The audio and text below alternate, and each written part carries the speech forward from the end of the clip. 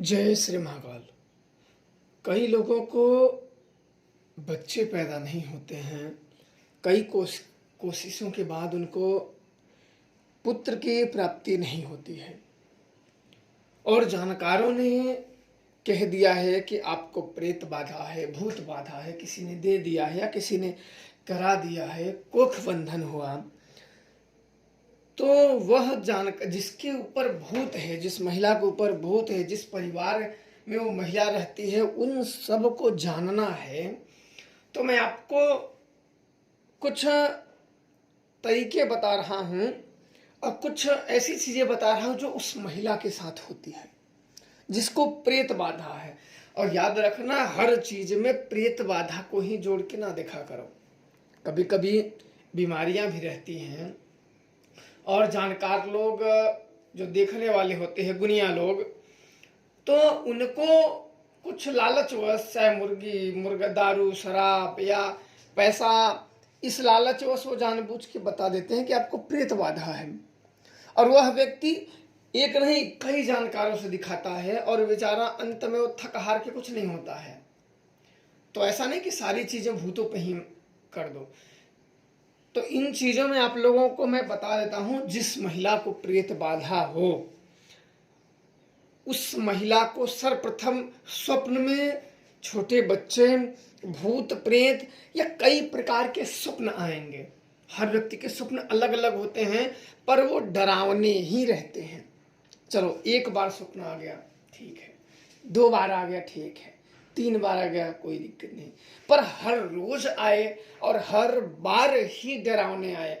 कोई आ रहा है उसे लेने के लिए, कोई औरत आ रही है, कोई भूत आ रहा है, कोई प्रेत आ रहा है, कोई नंगे धरंगे आते हैं, कोई दिख जाते हैं। और कोई भूत जो जिन्न प्रकार के होते हैं, जिन्न, वो उन औरतों के साथ सोते हैं, उन औरतों के साथ सोते हैं। और उन औरतों का ये रहता है कि हमारे आदमियों के भेष में वो आते हैं। और ये कोई मेरी बात नहीं है कि हमने अपने मन से बना दिया।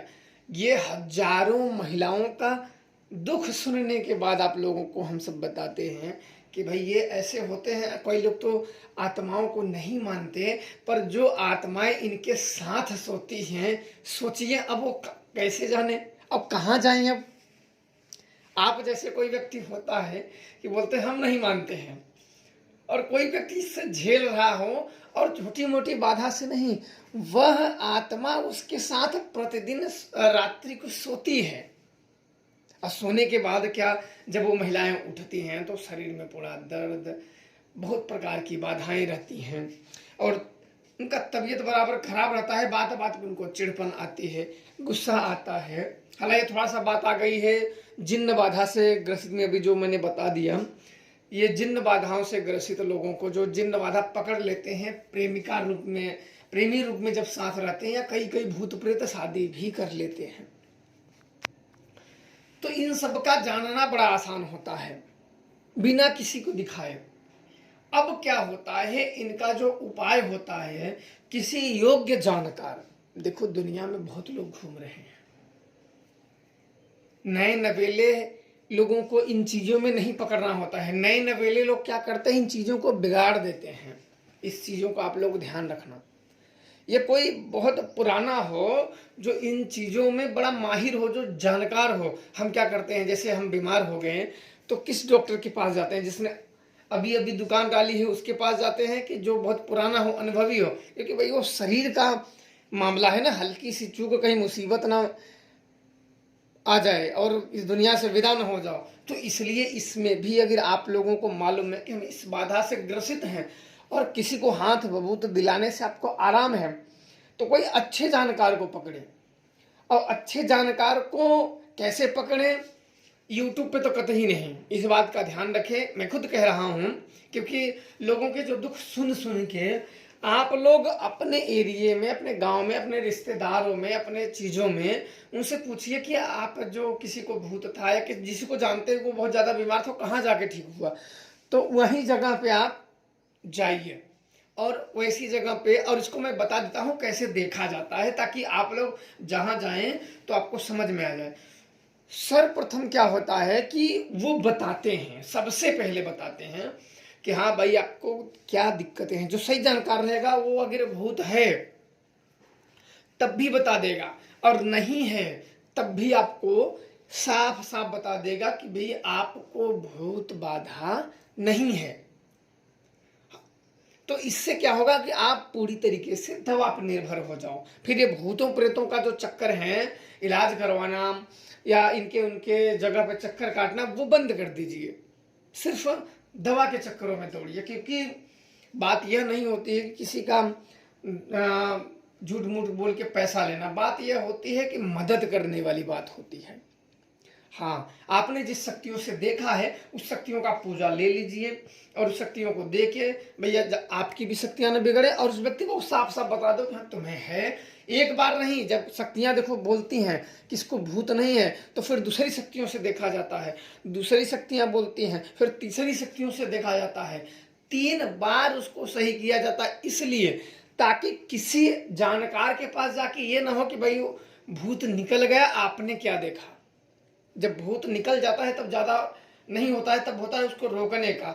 और जब नहीं निकलता है तो कई शक्तियों से देखना पड़ता है, ताकि कोई भी जानकार इस चीजों को निकाल ना सके। बढ़िया से बढ़िया कोई भी जानकार हो ये ना कह सके कि आपको भूत है। इसलिए कई बार और अलग अलग शक्तियों से जांच लिया जाता है। जब तीनों का उत्तर सेम रहता है तब उसे कह दिया जाता है कि भूत बाधा नहीं है, आप भूतों के चक्कर में ना पड़ो, आप सीधे डॉक्टरों के पास जाओ और दवा कराओ। ये वो एक क्लियर जो देवताओं ने पूछ रखा है, जो सिद्ध कर रखा है। अब आ जाते हैं कि इनको हटाया कैसे जाए। तो इनमें देखो कई होता है, कोख बंधन होता है, शरीर बंधन कर दिया जाता है, गणंत होता है, आपके घर में जो प्रेत बाधा है या नवलदियत प्रेत है। नवलदियत प्रेत होता है जो वंश बढ़ने नहीं देता है। जैसे आपकी शादी हो गई है, 10 साल बीत गए हैं, 15 साल बीत गई है, बच्चे का कोई वो नहीं दिखता है, बराबर पत्नियों का तबीयत खराब होता है, पति बेचारे परेशान रहते हैं, और जानकारों के पास जाते रहते हो, जानकारों के पास, और जानकार बढ़िया बढ़िया आपके साथ शब्द फेंक देंगे, मैं ठीक कर दूंगा, मैं ये कर दूंगा, मैं ये कर दूंगा। इससे क्या होगा कि स्थिति बिगड़ती जाती है।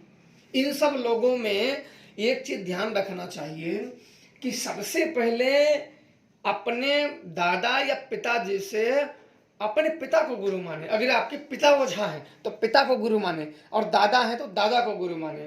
क्योंकि आपके ही घर में जब है, कहते नहीं कि भाई घड़ा पानी से भरा हमारे घर में है और हम प्यासे बाहर घूम रहे हैं।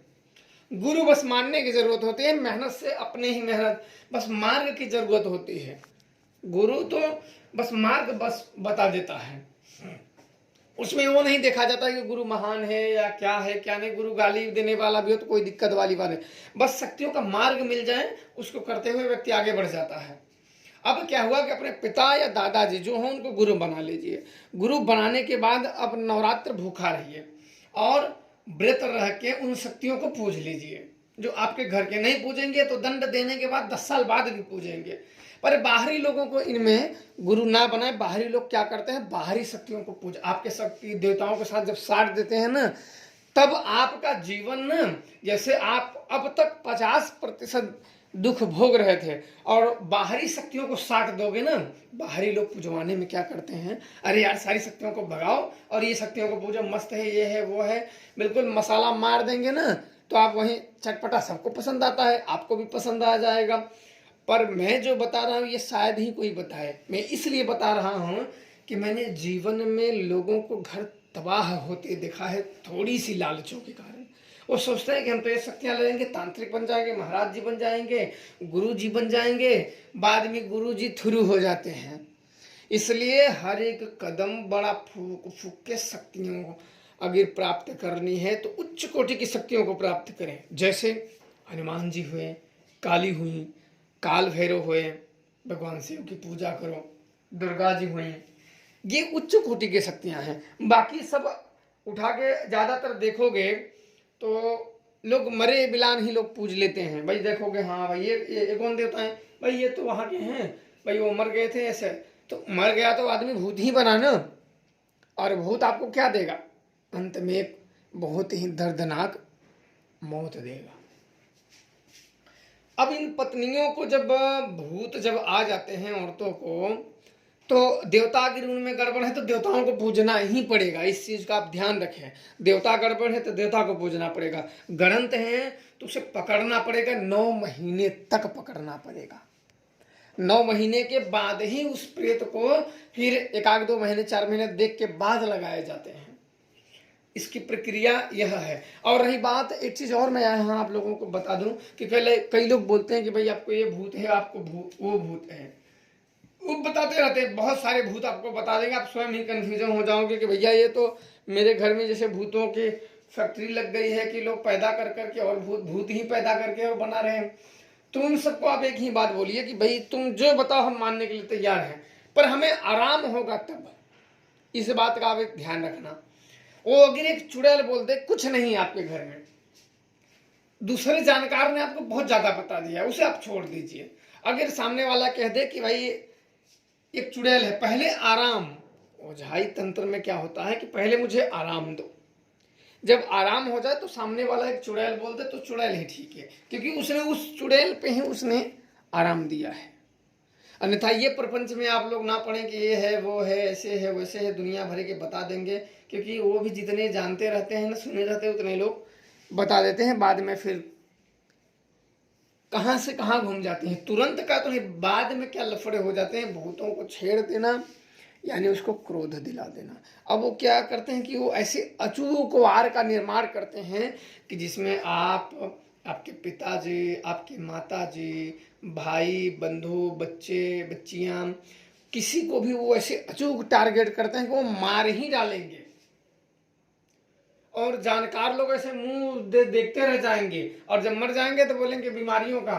तो इन चीजों को बहुत ही ध्यान रखना चाहिए। और बाल बच्चे लोगों को तो बिल्कुल ही बहुत ध्यान रखना चाहिए। और जिन लोगों के घर में छोटे छोटे बच्चे हैं, उन लोगों के घर में भी शक्तियां बिगड़ गई हैं, देवताएं साथ नहीं दे रहे हैं। क्योंकि देवता साथ अगर दे रहे हैं तब बाहरी शक्तियां कुछ भी नहीं कर सकती हैं, भूत भी कुछ नहीं कर सकते, क्योंकि उनका काम ही है रोकना। देवता अगर साथ हैं तो बाहरी शक्तियां कुछ नहीं कर सकती हैं।